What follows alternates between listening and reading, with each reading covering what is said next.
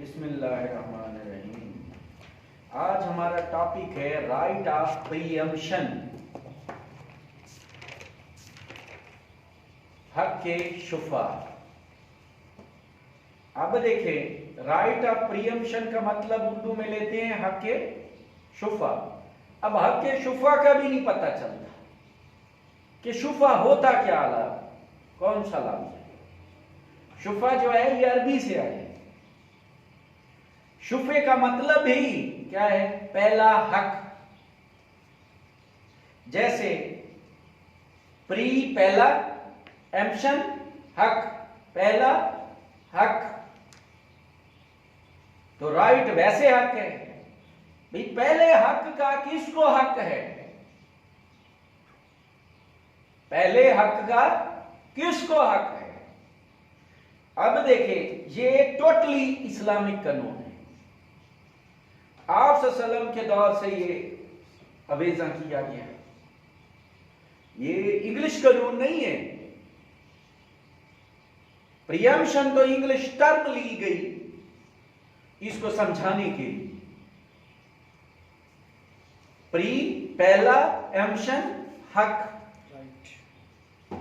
और ये हक किसके ऊपर है? प्रॉपर्टी के ऊपर। जब आप कोई गैर मनकूला प्रॉपर्टी सेल करते हैं तो उसको खरीदने का पहला हक किसके पास है? वजह फर्ज करें मैं मालिक हूं, मेरी मर्जी में जिसको बेचूं, चाहे मैं किसी को गिफ्ट कर दूं, चाहे मैं किसी को बेच दूं। लेकिन अब इस्लामिक मुआशरा है। मुआशरे के तकद्दुस के लिए, ऐरे गैरे नथु गैरों से बचने के लिए अब 10 घर बड़े पीस अमन फुली रह रहे। उसमें मैंने अपनी, मुझे जरूरत महसूस हुई, मैंने प्रॉपर्टी सेल कर दी, उमर को सेल कर दी। अब उमर शराब नोशी का काम कर, तो वो 10 घर तो बर्बाद हो गए ना। तो उससे बचने के लिए ये प्रीएम्पशन का कानून दिया गया। तो उसके ऊपर सबसे पहले असाइनमेंट उसने दी, राइट ऑफ प्रीएम्पशन। अब देखें, इंट्रोडक्शन में उसने बताया कि प्रीएम्पशन इज परचेज। पहला हक क्या है? इज। अब पहला हक खरीद का किसको है? By one person before an opportunity is offered to other. कि पहले बंदे को पहला हक किसको है? जमीन की खरीद का। दूसरे पर्सन के मुकाबले में अगर उसको कुछ अपॉर्चुनिटी दी जाती है। This right arise only on a complete sale. कहता है ये हक कब कंप्लीट होता है? जब सेल कंप्लीट हो जाती है। अगर सेल नहीं हुई है तो ये राइट हम इस्तेमाल नहीं कर सकते। This right of preemption does not arise out of gift. अगर आपने किसी को प्रॉपर्टी गिफ्ट की है, वहां पे आपका हक शुफा नहीं होगा। सजदागाह के लिए वक्फ की है, इनहेरिटेंस विरासत की है, वसीयत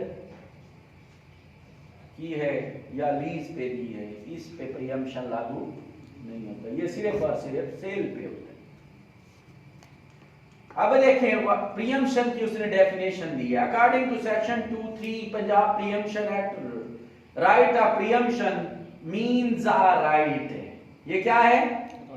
पहले तो इस पे स्टार बना लें। कोई भी आपसे पूछे कि राइट ऑफ प्रीएम्पशन का मतलब क्या है? हक है। टू अक्वायर बाय परचेज, जो आप हासिल कर सकते हैं किसके जरिए? खरीद के जरिए। N immovable property. और ये हक किसके ऊपर है?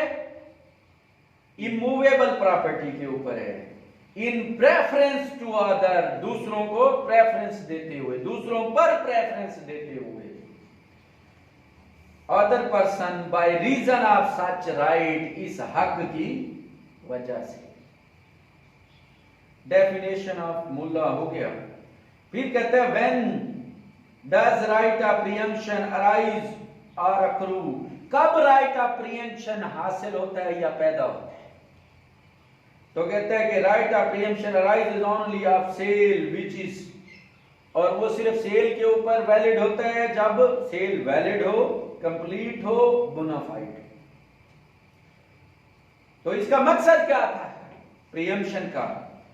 तो उसने कहा कि discourage the stranger to enter in a special area, कि स्पेशल एरिया में डिस्करेज करना है स्ट्रेंजर को, अजनबी बंदे को। मेंटेनेंस ऑफ सैंक्टिटी, तो एक मंजूरी की मेंटेनेंस रहे, कि परमिशन रहे कि कौन आ रहा है कौन जा रहा है। Preservation of prevailing values and atmosphere, मुआशरे की कदरों वैल्यू की तहफ़्फ़ुज़ात, अपनी रस्म रिवाज की बका, और एटमॉस्फेयर माहौल जो है वो मुनासिब रहे। कई कबीले में अगर हम किसको दाखिल कर दें अंग्रेज को, तो वो उसकी रस्म रिवाज और उसके मुताबिक नहीं होगा। अब देखें हु इज प्रीएम्प्टर, कौन प्रीएम्प्टर है, किसको हक हासिल है? प्रीएम्प्टर की डेफिनेशन बता रहा है कि प्रीएम्प्टर कौन है? The person who has right of preemption, जिसको शुफे का हक है, is called preemptor, is also called शफी। और उसका जो नाम है, क्या नाम दिया गया है? शफी नाम दिया गया है अरबी में। अब देखें qualification for acquiring right of preemption, क्या आपके पास खसूसियात होनी चाहिए कि आप ये राइट इस्तेमाल कर सकते हैं? पहली भाई मेल और फीमेल दोनों, माइनर भी ले सकते हैं, मेजर भी ले सकते हैं। Owner of any movable property, कोई इमूवेबल प्रॉपर्टी का मालिक है तो वो ले सकते हैं। ये शर्त वेरी इंपॉर्टेंट है कि अगर कोई बंदा हक शुफा रखता है तो पहले उसके पास उसकी अपनी जमीन भी, अगर उसकी अपनी जमीन नहीं है तो ये हक शुफा भी उसको नहीं मिल सकता। इसलिए कहते हैं कि ये प्रीएम्पशन राइट जो है ये एक इंसान का राइट नहीं है, बल्कि एक जमीन का जमीन के ऊपर हक है। अब देखें ये डाइस पड़ी हुई है, इसके 4 कॉर्नर हैं, इसके मोहल्ले हुकूम में कोई उमर है, कोई फैसल है, कोई बाबर है, कोई रफीक है। अब अगर मैं बेचूंगा तो जो ज्यादा मुनासिब पहला हक तो इन चारों को बनता है ना, ये ले, फिर मैं थर्ड बंदे को। इसलिए राइट ऑफ प्रेफरेंस के ऊपर ये हक शुफा इस्तेमाल किया जाए।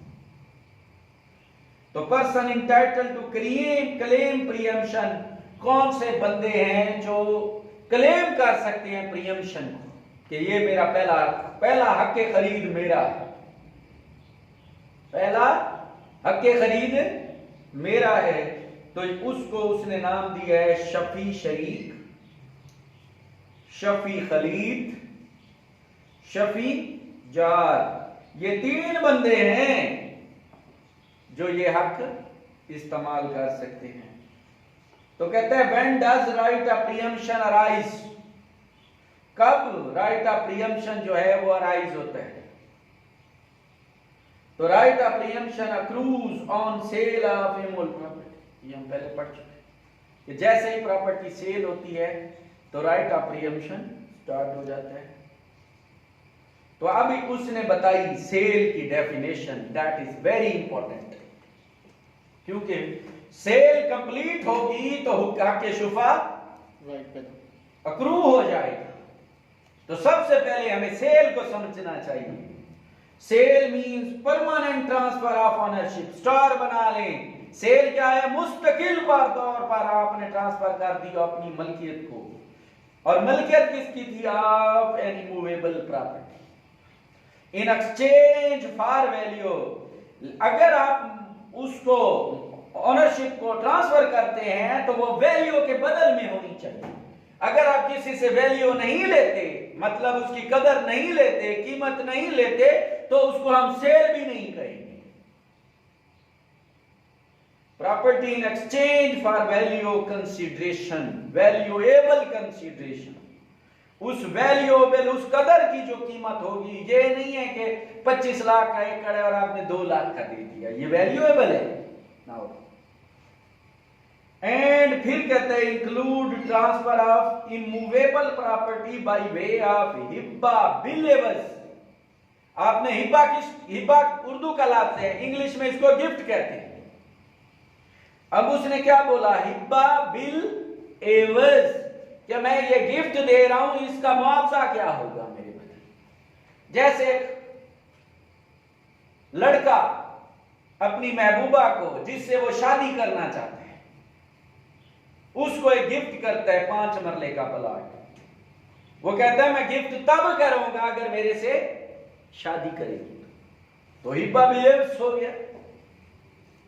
और हिब्बा बाशर्त लेवज या शात्रा खदी गई, वही ये भी शर्त में आ गया कि मैं ये प्रॉपर्टी इसलिए दे रहा हूं कि आप मुझसे शादी करोगी, ये शर्त है। और हिब्बा बिल एवज क्या है कि ये प्रॉपर्टी मैं आपको गिफ्ट कर लेता हूं, बदले में 2 बकरियां मुझे वो फलां वाली दे दो, बैल खास नस्ल का, ब्राह्मण नस्ल का मेरे पास, 1 बैल लेने का प्रॉपर्टी मैं तुझे गिफ्ट कर। तो बैल ले लिया, बकरियां ले ली या कोई और चीज, तो फिर मतलब उसका वैल्यूएबल कंसीडरेशन मिल रहा है ना। हिब्बा, सिंपली हिब्बा जो है वो सेल में शामिल नहीं होगा। हिब्बा की 2 किस्में उसने कहा कि हिब्बा बिल एवज, हिब्बा बशर्तुल एवज। इसके ऊपर भी हक शुफा आपका बरकरार रहेगा। फिर एक्सेप्शन में कहा कि ये चीजें इससे निकाल दी गई, इस्तस्ना दी गई। Transfer unknown property through inheritance और विल और गिफ्ट अदर देन हिब्बा बिल एवज और हिब्बा। अगर आपने मलकियत बेची है, विरासत के जरिए भी ट्रांसफर की है या विल के जरिए, तो इसके ऊपर शुफा नहीं होगा। A sale in exception of decree for money. अगर कोई डिक्री फॉर मनी, कोर्ट का ऑर्डर है, सिविल, क्रिमिनल, रेवेन्यू का ऑर्डर है, और उस कोर्ट ने कोई डिक्री रकम को वसूल करने के लिए उसकी जमीन को कुर्क करके सेल किया जा रहा है, तो उसके ऊपर भी शुफा नहीं होगा। Exchange of the agriculture land, अगर आप बदल ले रहे हैं कि मेरा कड़ी किधर पड़ा है, फलां मौजे में मेरा पड़ा है, आप इसको बदल कर लें, तो इसके ऊपर भी शुफा नहीं होगा। Transfer unknown property for a consideration other than valuable consideration, कि आपने अपनी मलकियत इमूवेबल प्रॉपर्टी की ट्रांसफर की है बगैर वैल्यूएबल कंसिडरेशन, बगैर बदल के, मुफ्त में दे दी। Such as the transfer of any मुल्क property by way of dower, हक़ुल में है। और कंपोजिशन इन मर्डर, अगर मर्डर दी है तो उसकी वो क्या नाम है, दय्यत अदा करने की सूरत में 2 एकड़ दिए हैं। और हार्ट केसेस में भी अगर आपने दय्यत के तौर पर दिए हों, अर्श के तौर पर दिए हुए हैं, तो वो जमीन के ऊपर भी हक शुफा नहीं होगा। On what kinds of property the right of preemption can be claimed, तो कौन सी किस्म की प्रॉपर्टी होनी चाहिए जिसके ऊपर हक शुफा क्लेम किया जा सकता है। तो एग्रीकल्चर लैंड हो, village immovable property, urban immovable, इनके ऊपर भी आ जाए। Extension of right of preemption, तो उसने सूरतें बताई कि किन किन सूरतों में ये खत्म हो जाता है राइट ऑफ प्रीएम्पशन। एक्सटेंशन का मतलब होता है खात्मा। डेथ ऑफ प्रीएम्पशन, प्रीएम्प्टर की डेथ हो जाए, खत्म। Failure to deposit sale amount within prescribed time, वो फेल हो जाए कि उसने जब शुफे का दावा करता है तो उसकी डिपॉजिट 4% का आ जाता है, चौथाई उसकी जमा करानी पड़ेगी, 1/3 पेमेंट कोर्ट में जमा करानी पड़ेगी, तो आपका केस चलेगा। अब आपने शुफे का दावा तो कर दिया, लेकिन 1/3 जितनी, फर्ज करें 10 लाख का एकड़ बिका है, तो आप वो खरीदना चाहते थे, आपका हक शुफा भी था, आप शफी शरीक भी थी, शफी खरीद भी थे, शफी जार भी थे, आपका राइट भी बनता था, आपने शुफा किया, 10 लाख की सेल हुई है, तो कम अज़ कम आपको 2.5 लाख जमा कराना पड़ेगा। डिफेक्टिव टाइटल ऑफ प्रीएम्प्टर, जो शुफा किया हुआ है उसकी अपनी मलकियत ही नहीं, कंप्रोमाइज हो जाए, राजीनामा कर लें। सूट इज टाइम बार्ड, तो 120 दिन का टाइम है, उसमें वो दावा नहीं दे करता, तो फिर खत्म। 120, हाँ, invalidity of demands is successfully proved. तो जो डिमांड है, शुफा करने से पहले आगे एक असाइनमेंट आएगी, डिमांड कैसे करेंगे। अब उसका एक तरीकाकार है, पहले गवाह भेजेंगे कि मुझे ज़मीन दे दे, फिर नोटिस देंगे, फिर तीसरी दफ़ा जाके दावा दायर करते। तो वो डिमांड ही आपने उसको नोटिस भी नहीं दिया, गवाह भी नहीं भेजे, उससे ज़मीन मांगी नहीं, फिर आपने दावा दायर कर दिया, तो ये आपका राइट ख़त्म हो जाएगा। फिर हो गया 11 stages when right of preemption is available. किन किन टाइम पे आपको ये, तो कहते हैं कि at the time of sale of dispute property, जब डिस्प्यूट प्रॉपर्टी सेल होती है तो आपका हक। At the time of institution of the suit, जब दावा दायर हो जाए। At the time of decree of the suit, जब डिक्री जारी हो जाए। At the time of execution of decree of the suit, तो ये उसमें इनमें राइट ऑफ प्रीएम्पशन आपको अवेलेबल होता है। Person claiming to claim, persons entitled to claim preemption, that is very important। कि कौन से बंदे हैं जो क्लेम कर सकते हैं राइट ऑफ प्रीएम्पशन को। तो ये 3 बंदे हैं, शफी शरीक, शफी खलीद, शफी जार। अब सबसे पहले उसने डेफिनेशन दी है शफी शरीक की। तो शफी शरीक means a person who is a co-owner. Star बना ले इस बात के ऊपर कि शफी शरीक कौन है, को-ऑनर। अब ये बोर्ड है, एक ही प्रॉपर्टी है, ये बोर्ड जो है 2 एकड़ों पर मुश्तमिल है, तो इस 2 एकड़ों के 2 को-ऑनर। अगर एक वाला एकड़ अपने वाला बेचता है, खाता मुश्तरका है, तो सबसे पहले किसको हक होगा, उसके को-ऑनर को हक होगा, ये खरीदे। अगर वो खरीदने से तर्क कर दे तो फिर इसके महल्ले वकू वाले आ जाए। अगर वो भी तर्क कर ले तो फिर उस खाल पे जिसकी जमीन है, जिससे ये जमीन सैराब होती है, उसका हक आ जाएगा। इस तरीके से तो शफी शरीक फर्स्ट पर्सन जिसको प्रायोरिटी दी है अदर पर्सन के ऊपर, तो वो कौन सा है, शफी शरीक means co-owner in the corpus of individual movable immovable property। शफी शरीक is preempted by way of right of preemption। तो by way of right of preemption में शफी शरीक को पहला हक है उस जमीन से लौट जो हुई है। फिर आ गया शफी खलीद। अब देखें शफी शरीक कौन था, को-ऑनर। तो शफी शरीक कौन हुआ, Shafi Khalid. Shafi Khalid means a participator in a special right. Star बना लें, स्पेशल राइट हो, उसमें वो पार्टिसिपेट करता हो। Attach to immovable property sold, जो जमीन सेल हो चुकी है उसके ऊपर उसका स्पेशल राइट है और पार्टिसिपेट करता हो। कि अब देखें ये फ्रंट पे उमर की जमीन है, सेकंड पे मेरी है, और थर्ड पे मोहम्मद अली की। अब मोहम्मद अली जो है, आप जो है जमीन फर्स्ट पे आपने सेल की, हम लोग आपकी जमीन से रास्ता लेके आगे जाते, तो सबसे पहले मेरा हक बनता है, क्योंकि मैं आपकी जमीन का पार्टिसिपेट, एक खास राइट इस्तेमाल कर रहा हूं। Right to way, right to water,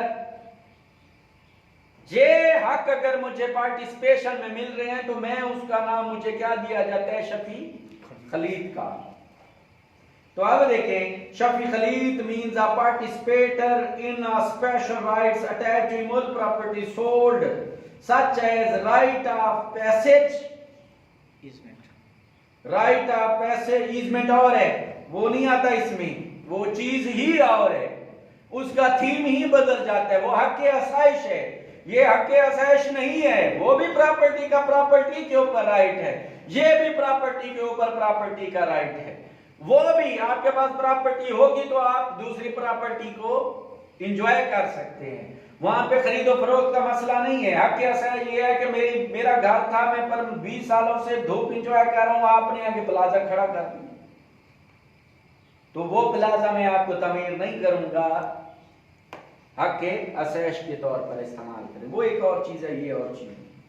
right of passage of water, right of irrigation, ये स्पेशल राइट है जो पार्टिसिपेट मैं कर रहा हूं। तो अगर शफी खलीद जो है, अगर शफी शरीक जो है अगर शफी शरीक अपना हक को तल्फ कर दे कि मैं नहीं लेना चाहता, तो फिर अगली बारी किसकी आएगी? शफी खलीद। फिर कहते हैं कि शफी जार, तो शफी जार means a person who has a right of preemption because of owing an immovable property adjacent to the immovable property. तो अब ये बंदा वो कौन आ गया? पहले नंबर पे था शफी शरीक खुआनर, शफी खलीद पार्टिसिपेंट ऑफ स्पेशल राइट। अब आ गया शफी जार, ये क्या है? एडजेसेंट टू इमूवेबल प्रॉपर्टी, ये मेरी प्रॉपर्टी के मुल्हक है, जिसको हम क्या कहते हैं? बना शरीक सरेकी। तो तीसरे नंबर पे उसको बना शरीक को राइट दिया गया कि अगर ये जमीन सेल आउट होती है तो पहला हक खरीदने का इसका बनता है। तो ये था हमारा शफी जार। तो ये बंदे जो 3 बंदे हैं उसने डेफिनेशन में दे दिए कि शफी शरीक, Shafi Khalid, Shafi jar. Short note के तौर पर आप इसको शफी शरीक को क्वानर के तौर पे ले आएंगे, शफी खलीद को स्पेशल राइट के तौर पे ले आएंगे, और शफी जार को आप एडजेसेंट टू इमूवेबल प्रॉपर्टी।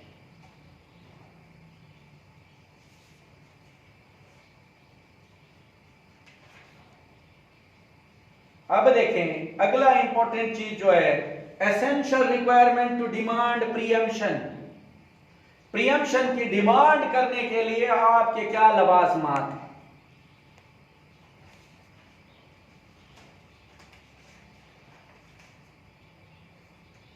तो सबसे पहले हम देखेंगे कि डिमांड ऑफ प्रीएम्पशन है क्या? तलब करना कि मैं शुफे करूंगा, तो किस तरीके से डिमांड करेंगे आप? There are certain requirement of condition which are to be performed by preemptor to enable him to claim the right of preemption. No person is entitled to claim, कोई भी बंदा क्लेम नहीं कर सकता जब तक ये डिमांड पूरी ना कर ले। कौन सी वाली? 3 है एसेंशियल डिमांड। नंबर 1 तालिब मवासबत, नंबर 2 तलब इशाद, तलब मवासबत, तलब इशाद, तलब खसूमत। जिसका राइट है वो 3 बंदे हैं, शफी शरीक, शफी खलीद, शफी जार। अब अगर इन तीनों में से जो बंदा राइट पे होगा तो उसको 3 तलब करनी पड़ेगी। पहली तलब तलब मवासबत, दूसरी तलब तलब इशाद, और तीसरी तलब कौन सी है? तलब खसूमत। तो तलब मवासबत कब होगी? नंबर 1 पे। तो कहता है तलब मवासबत मींस इमीडिएट डिमांड, फौरी तौर पर आप डिमांड करेंगे बाय प्रीएम्प्टर के तौर पर कि मेरा हक था, ये जमीन मैंने लेनी थी, आपने किसी और को बेच दी। इन द सिटिंग और मीटिंग, ये 2 लफ्ज हैं कि जिस सिटिंग में और जिस मीटिंग में उसको पता चलेगा ये प्रॉपर्टी क्या हो गई है? सेल हो गई है। In which he has come to know of the sale, कि जिसमें उसके नॉलेज में आता है, उस सीटिंग में आखिर कहीं बैठा होगा ना कोई, उसको आके बताएगा ना कि ये जमीन सेल हो गई है, डिक्लेयरिंग हिज इंटेंशन, और वहीं पे वो जंप अप करेगा और अपनी नियत को जाहिर करेगा, ये जमीन तो मैंने लेनी थी, ये थर्ड बंदा कैसे ले गया? To exercise of right of preemption. तो जब आपको पता चलता है एक मीटिंग में और एक सीटिंग में कि फला जमीन सेल हो गया, आप खामोश रहते हैं और ऐलान भी नहीं करते, नियत भी जाहिर नहीं करते कि मैं ये जमीन लेनी थी, तो आप फिर आपकी तलब पूरी नहीं हो तो हक शुफा आपका बनता नहीं। आपने ये तलब पूरी नहीं किया, आपने जाके डायरेक्ट दावा कर दिया, तो ऐसे नहीं होगा। तो फर्स्ट सिटिंग और मीटिंग जिसमें आप जान जाएं कि ये सेल हो गई है, तो आप वहीं पे ऐलान करें कि मैं हक शुफा रखता हूं और मैं शुफा का दावा करूंगा। तो इसके लिए जरूरी है कि there must be 2 witness for तलबे मवासबत, उसके लिए 2 गवाह का होना जरूरी है। अगर आपको पता नहीं चलता, एक बंदा आके बताता है, तो फिर आप उस दो गवाह को कैसे पैदा करेंगे? आप दो गवाह लें और सीधा जिसने प्रॉपर्टी बेची है उसके, जिसने प्रॉपर्टी खरीदी है उसके घर चले जाएं। भाई आपने ये प्रॉपर्टी नहीं लेनी थी, ये प्रॉपर्टी मैंने लेनी थी।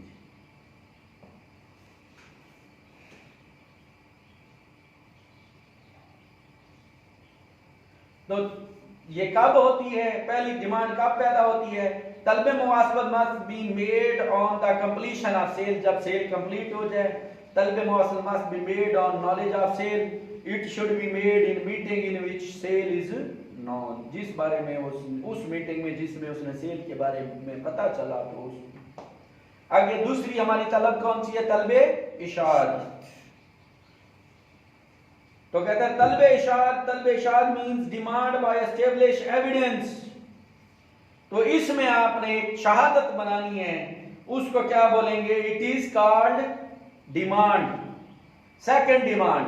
तो शहादत कैसे बनाएंगे, उसका प्रोसीजर क्या है?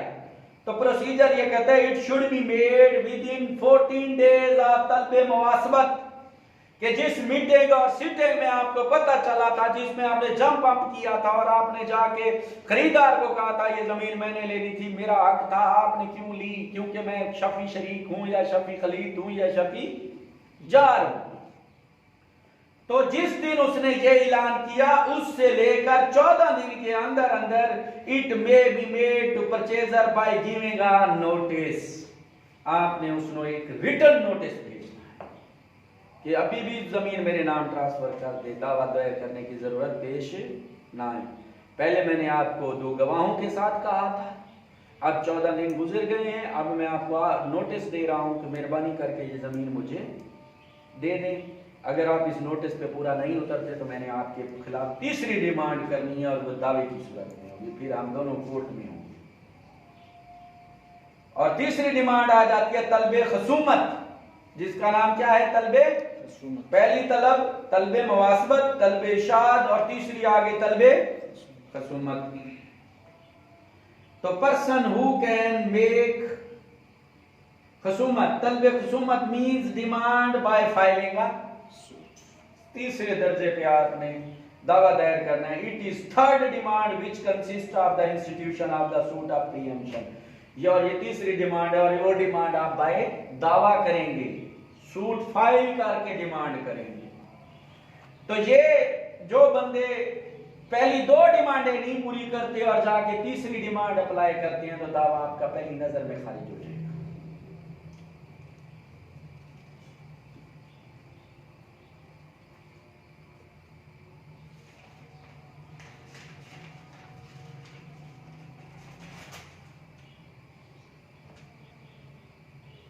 अब उसने कहा कि exception for the application of preemption, कौन सी एक्सेप्शन है जिसमें आप एप्लीकेशन ऑफ प्रीएम्पशन नहीं दे सकते?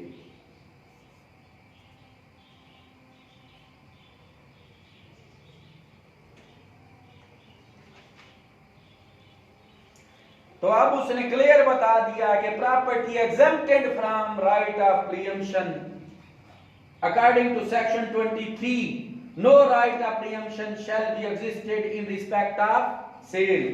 तो ये प्रॉपर्टियां उसने बताई कि इन प्रॉपर्टी के ऊपर आपका राइट ऑफ प्रीएम्पशन नहीं होगा। वक्फ property are property used for charitable, religious और पब्लिक पर्पस। तो वक्फ प्रॉपर्टी भी नहीं, आपने वक्फ कर दी मस्जिद के लिए, आपने वक्फ कर दी मदरसे के लिए, स्कूल के लिए, नबीना स्कूल के लिए, या आपने चैरिटेबल खैराती पर्पस के लिए दे दी कि ये जमीन है, इससे जो भी मिले पैसे आप रहो भेजो और इसको बेच के गरीबों की कफालत करें। दूसरी property, property owned by the federal और प्रोविंशियल गवर्नमेंट और लोकल अथॉरिटी। फेडरल और प्रोविंशियल गवर्नमेंट जो होगी, अगर कोई प्रॉपर्टी खरीदती है तो उसके ऊपर हक शुफा नहीं होगा। वक्फ property used for charitable, religious और पब्लिक पर्पस। और अगर आपने वक्फ की है और वो वक्फ भी किसके लिए यूज हो रही है? चैरिटेबल, रिलीजियस और पब्लिक पर्पस के लिए इस्तेमाल हो रही है, तो उसके ऊपर भी आप जो है हक़ शुफा इस्तेमाल नहीं कर सकते। फिर उसने कहा डिटर्मिनेशन ऑफ मार्केट वैल्यू, कि एक अब देखें सेल हो रही है मार्केट वैल्यू के मुताबिक, वहां पे शेड्यूल रेट चल रहा है 6 लाख रुपया। मैंने शुफे से बचने के लिए मैंने कहा इसकी कीमत आप लिखो 30 लाख, क्योंकि 1/3 जमा जो करानी है, ओरिजिनल कीमत 6 लाख ले रहा हूं, खरीदार जो है ओरिजिनल कीमत 6 लाख दी है, और मार्केट वाली दोनों ने आपस में कंप्रोमाइज कर लिया ना कि भाई फलां बंदा खड़ा हुआ है उसने शुफा कर देना, उसने कहा मार्केट वैल्यू फ्लैट ऊपर कर दो, 30 लाख लिखते हैं तो 1/3 में उसको 10 लाख तो फर्स्ट इंस्टेंस में जमा कराना पड़ जाएगा। कब दावा चले 2 साल चले, 2 साल के बाद रिजल्ट है तो उस वक्त कौन खपेगा, तो दरमियान में रास्ता छोड़ जाएगा। तो इस मसले को हल करने के लिए कोर्ट ने एक अख्तियार किया कि सबसे पहले मार्केट वैल्यू को तयन किया जाए, और मार्केट वैल्यू तयन करना आजकल बहुत आसान है। 2 मिनट में डीसीओ रजिस्ट्रार ऑफिस से या डीसीओ हमारे रेवेन्यू रिकॉर्ड से शेड्यूल रेट निकलवा ले, उसके ऊपर शेड्यूल रेट दिया हुआ है, तो कोर्ट चाहे उसने 50 करोड़ की खरीदी हो या 5 लाख की खरीदी हो, उसने उतनी डिपॉजिट करवानी है जो मार्केट वैल्यू के मुताबिक है। लेकिन उसका तयन करना है ना, तो हमने उसकी कंडीशनें देखनी है कि उसको डिटर्मिनेशन ऑफ मार्केट वैल्यू कैसे करेंगे। कोर्ट किन किन चीजों को देख के मार्केट वैल्यू तय करेगी। तो कहते हैं how the market value is determined.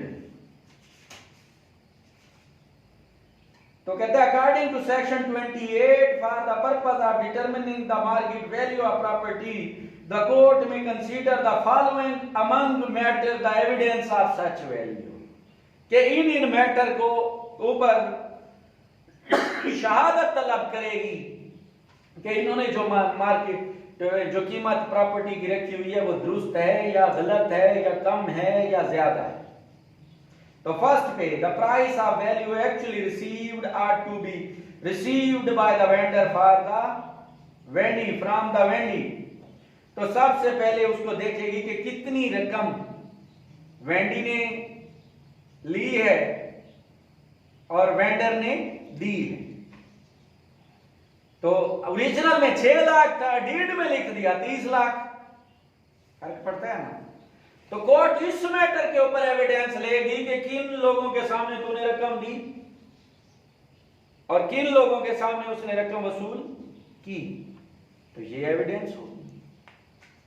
The determine estimated amount of the average annual net profit for the property. अगर दोनों की रसीदें और दोनों ने कोई रसीद ही तहरीर नहीं की, कोई गवाह ही नहीं बनाया, सेल तो हो गई, इंतकाल तो चढ़ गया, तो जब ये मसला आ जाता है तो फिर कहते हैं कि उस प्रॉपर्टी की नेट प्रॉफिट एनुअल रिपोर्ट निकाल लेंगे कि ये जमीन कितनी प्रोड्यूस देती है, तो खुद ही असेस कर लेंगे कि जरखेज है या इसमें सेम थोर है या सेम थोर वाली की प्रॉपर्टी की वैल्यू कितनी चल रही है, उसके ऊपर ले लेंगे। अगर नेट प्रोसीड का भी पता ना चले तो फिर तीसरी बात आ जाती है the value similar property in the neighbourhood, कि हमसाये में इसी तरह की और प्रॉपर्टी भी तो होगी, उसका क्या रेट चल रहा है, वहां से एविडेंस मिल जाएगी। The value of the similar property as shown by previous sale made in the near past.